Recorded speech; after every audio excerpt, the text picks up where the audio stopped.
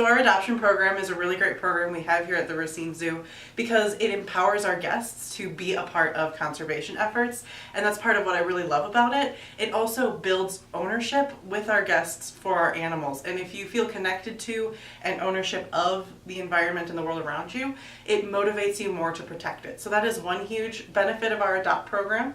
Another benefit of our Adopt program is it does support all of the initiatives that we have here at the Racine Zoo.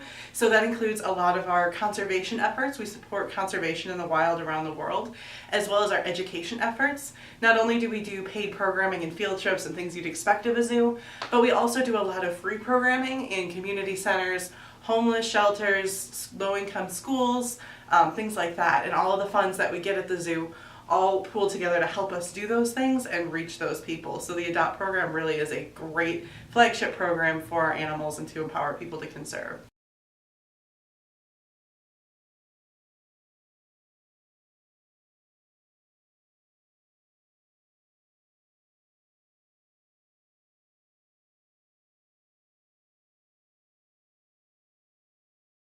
Through our Adopt program, you can adopt pretty much any animal at the zoo. So a lot of the really popular ones are your more charismatic animals like your alligators and your giraffes and your rhinos. But we've actually even adopted out cockroaches to people before. You get those little kids that are really passionate, and we want to take whatever animal you're passionate about and be able to empower you to help that animal and to build that connection with that animal. So we don't want to discriminate just by charismatic megafauna. We want to give everyone that connection.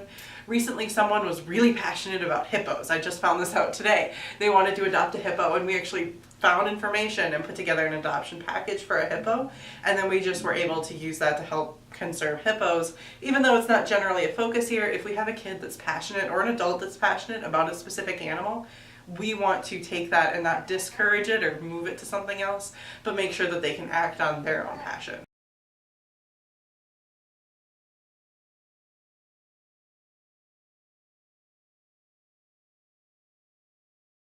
When we get our adoptions in, quite often one of the most popular is a present, a birthday present, anniversary presents, things like that. That's probably the most popular adoption, but we also see a lot of classrooms that have adopted animals, scout groups, things like that. In my 3 years at the Racine Zoo with this adoption program, I actually don't think I've ever seen a neighborhood band together to adopt an animal. So I think that's really, really special and something I was really excited about when I heard about it.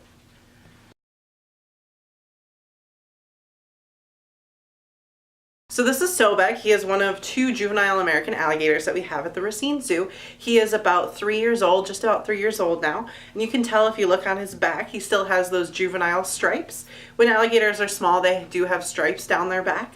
They use those to kind of hide in shallow water while mom goes and hunts for food. And the older they get, the more solid their back will become, so they can blend into the open water.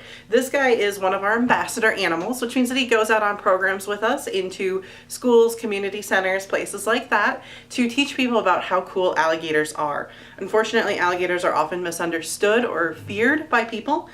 We try to use our alligators to get people more comfortable around them and excited about them. A lot of people don't realize that alligators were actually an endangered species due to unregulated hunting, and in 1962 all hunting on alligators was banned, and in 1973 they were listed when the Endangered Species Act was enacted, and thanks to those precautions they were able to bounce back and were actually removed from the Endangered Species Act in the 80s. But it's very important that we keep hunting regulations in place to make sure that we can preserve alligator populations for the future, and that's what this guy's job is. It's to get people excited about alligators so that they're passionate and public support stays high for conservation initiatives to make sure that they're never endangered again.